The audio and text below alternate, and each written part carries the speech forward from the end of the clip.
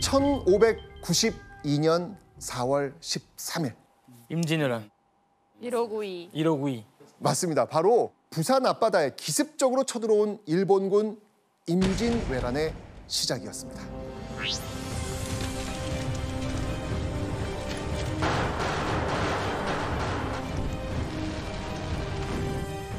철저하게 준비하고 온 일본군 앞에서 조선의 지방성들은 차례로 무너지게 되지요.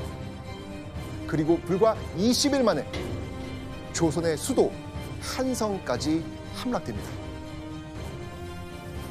와, 20일 만에.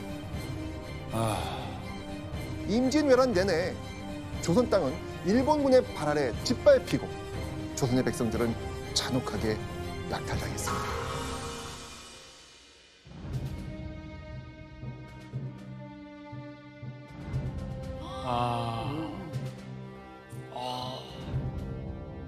자, 그런데 조선의 바다만큼은 분위기가 달랐습니다. 왜 그랬을까요?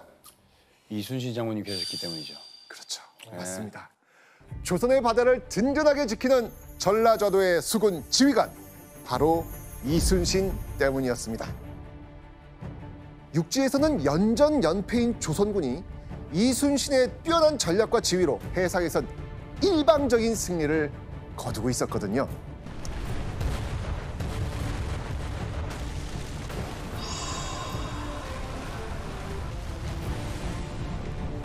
와. 바로 이순신이 이끄는 조선 수군이 일본 수군의 길목을 꽉 막고 있었던 것이죠. 자, 그렇다면 이때 가장 기뻤던 사람, 진짜 누구였을까요? 선조? 그렇죠. 네, 선조죠. 맞습니다. 바로 조선의 왕 선조였을 겁니다.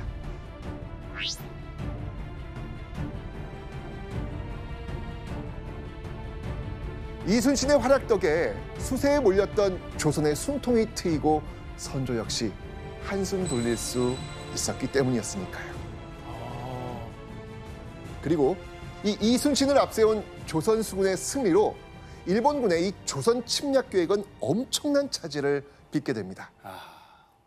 그래서 임진왜란을 일으킨 일본의 최고 권력자 도요토미 히데요시는요, 일본의 정예의 부대를 남해로 급하게 파견하게 됩니다.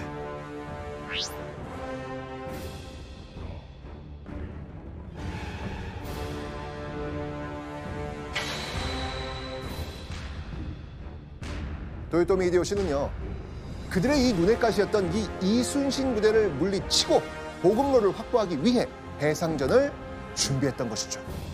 와. 자, 여기서 짚어봐야 할 별점 체크 포인트가 있습니다. 이때 벌어진 정말 역사상 최고의 해전 중 하나로 꼽히는 전투는 뭐였을까요? 뭘 것 같아요? 딱 있죠. 두세 개 있으니까. 네. 한산도 됐죠. 예. 맞나요? 보시죠. 제발. 예. 한산 됐죠. 네, 맞네. 네, 알죠. 맞습니다. 예. 한산. 맞습니다. 바로 한산대첩. 이상을 이용합니다. 물러나야 합니다, 장군. 적들이 바로 눈앞에 있어.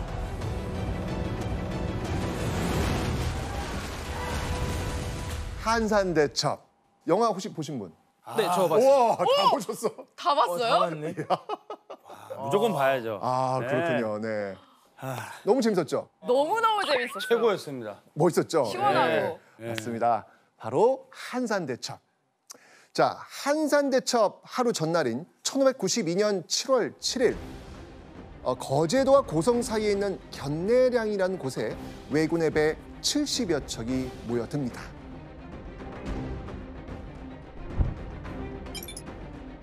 자, 그런데 이 견내량이라는 곳이요, 굉장히 좁은 그런 곳이거든요. 네. 장소가 협소하고요, 암초도 많다 보니까 이 배끼리 서로 부딪힐 가능성이 굉장히 큰 곳입니다. 자, 그래서요, 이순신 장군이 그쪽으로 들어가서 싸우기는 굉장히 부담스러우니까 네. 결국 대여섯 척으로 구성된 이 미끼조를 견내량에 투입해서 한산도 앞 그 넓은 바다로 끌어냅니다.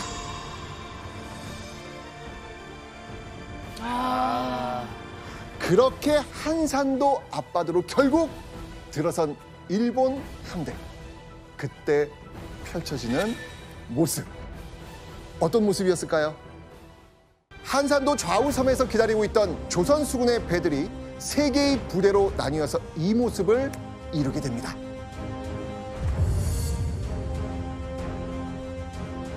학이 날개를 펼친 듯한 형태라고 해서 붙여진 이름이죠. 바로 학익진입니다.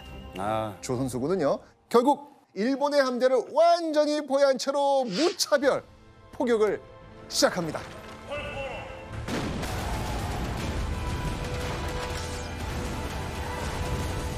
결국 제대로 된 반격 한 번 못하고 일본 수군의 배 59척은 순식간에 격파당했습니다. 그리고 고작 3일 만에 100여 척에 달하는 대함대를 모두 없애는 역사상 유례없는 승리를 거둡니다. 한산대첩 이후 이순신을 견제하기 위해 도요토미 히데요시가 일본군에게 내린 명령은 무엇일까요? 해상 전투에서 이순신의 상대가 되지 않는다는 걸 깨달은 일본의 수장 도요토미 히데요시가 해전 금지령을 내렸던 것입니다. 그리고 한산대첩 이후 왜군들에게 이순신이란 존재가 거대한 두려움으로 각인되는 순간이었습니다. 와, 대박.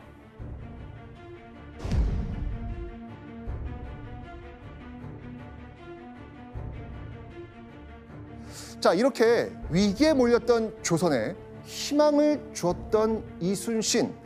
자, 그는요, 한산대첩 등 이 해전에서의 전공을 인정받아서 승진하게 됩니다.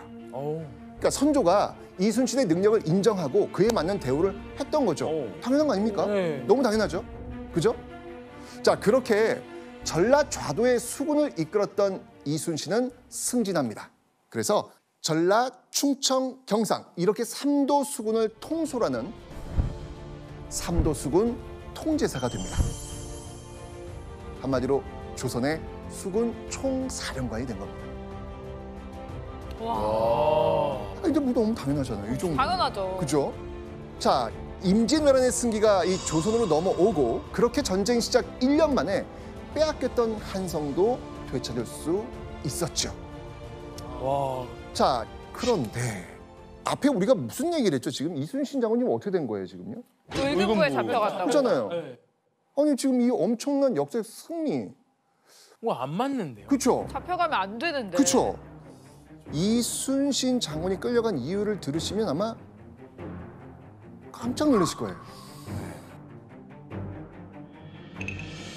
바로 이순신의 게으름. 어? 게으름이요? 전혀 게으름과는 상관이 없으신 것 같은데. 말이 안 돼. 대체 무슨 사연인지 지금부터 들려드리도록 하겠습니다.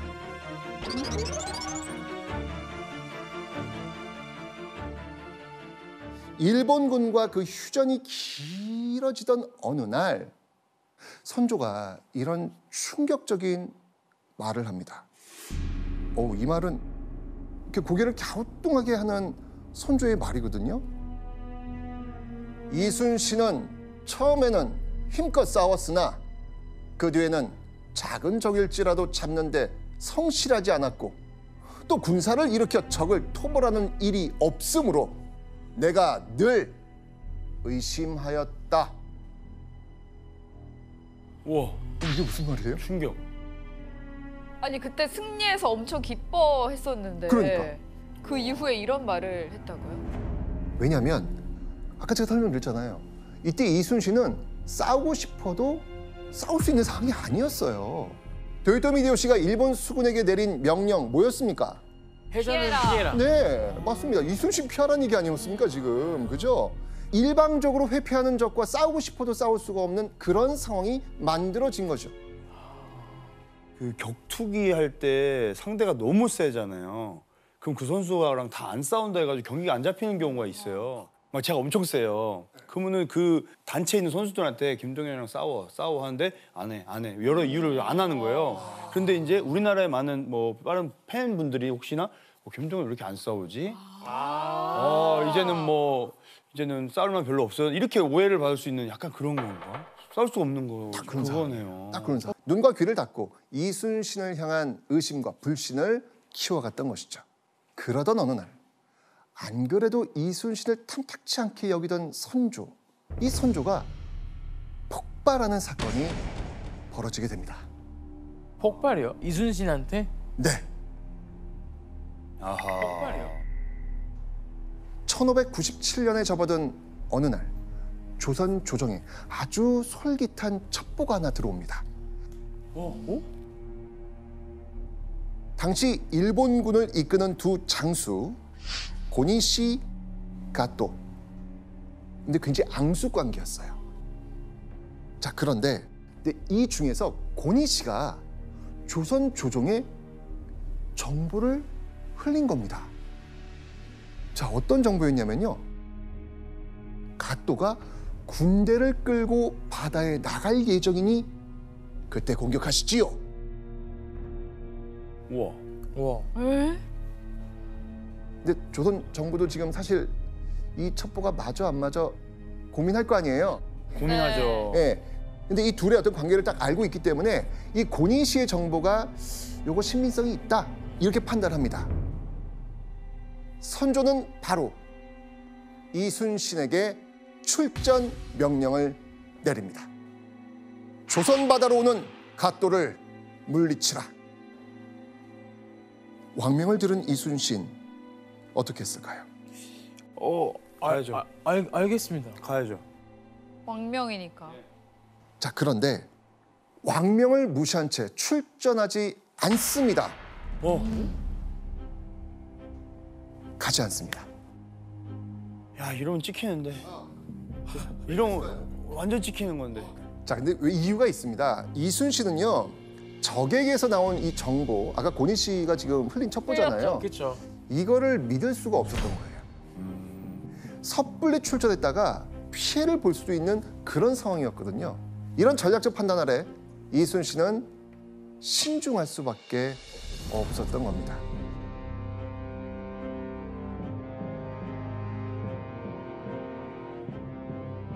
자, 과연 이 망설이고 있는 이순신의 모습을 본 선조는 과연 어떤 반응을 보였을까요? 위에 이제 계급 간에 그래도 위잖아요, 훨씬. 그런데 자존심에 많이 상처를 입는 순간이죠. 맞습니다. 분노합니다. 어떻게 분노했는지 한번 내용 한번 보겠습니다. 지금 와서 갓도의 목을 베어 오더라도 결코 그 죄는 용서해 줄 수 없다. 오!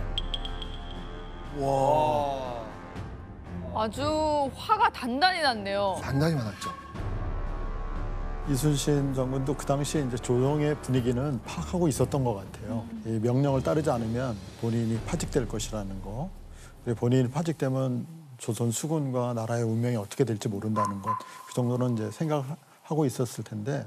그래서 굉장히 신중하게 사태를 파악하고 그다음에 이제 이순신도 이제 나가야겠다 하고 나갔을 때는 좀 늦은 거죠. 이미 선조 임금의 체포 명령이 내려진 다음에 아이고. 나가게 됩니다. 결국 이 선조의 명령에 불복종했다는 죄목으로 1597년 2월 26일 죄인이 된 이순신은 한성에 있는 의금부로 압송됩니다.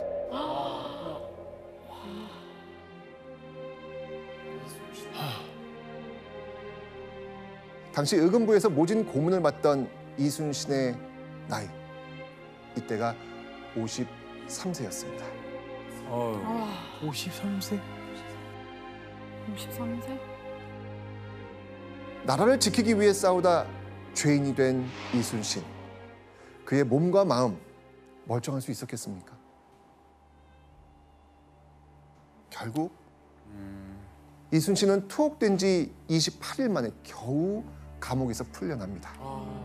인간 이순신으로서는 가장 괴롭게 느껴졌을 1597년 그 해의 첫 일기는 이순신이 감옥에서 풀려난 4월 1일부터 시작됩니다. 1597년 4월 1일 맑음 옥문 밖으로 나왔다. 근데 뭔가 멋있는데요, 저는? 느낌이. 저는 여기 억울함과 함께 앞으로의 어떤 각오가 다 여기에 써져 있는 것 같아요. 와, 옥문 밖으로 나왔다. 맞습니다. 바로 이날의 일기 첫머리는 맑을 청. 구름 한 점 없이 맑은 날씨였다는 내용이 적혀 있었습니다. 와, 옥문 밖으로 나왔다. 옥에서 이렇게 나오면서 맑은 하늘을 봤던 이순신. 여러분이 이순신이라면 어떤 생각을 하셨을까요? 한편으로는 내가 이렇게 나온데 무슨 의미가 있을까? 살아가는 게 의미가 있을까라는 생각을 했어요. 맞아. 이 군인은 또 명예가 전부인데 그렇죠. 그걸 다 잃었잖아요. 그렇죠. 아, 내 기분은 장마인데 왜 맑지? 결국 구사일생으로 사형만은 면한 이순신. 자, 의금부에서 풀려난 이순신이 간 곳 과연 어디였을까요? 궁금해요. 그 직책을 그대로 가지고 있는지. 궁금하시죠? 네. 이순신은 결국 바다로 돌아가지 못합니다. 네, 사실 이순신에겐 그를 기다리는 또 다른 처벌이 있었기 때문입니다. 선조는요, 이순신의 처형을 보류한 거지 죄를 용서한 게 아닙니다. 아니, 아유, 진짜. 가거라. 허나 살아서 날 다시 봐서는 안 될 것이다. 외적과 싸우다 죽어야 할 것이다. 알겠느냐?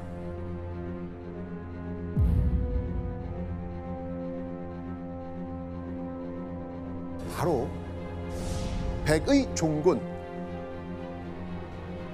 흰백 옷의 쫓을종 군사군.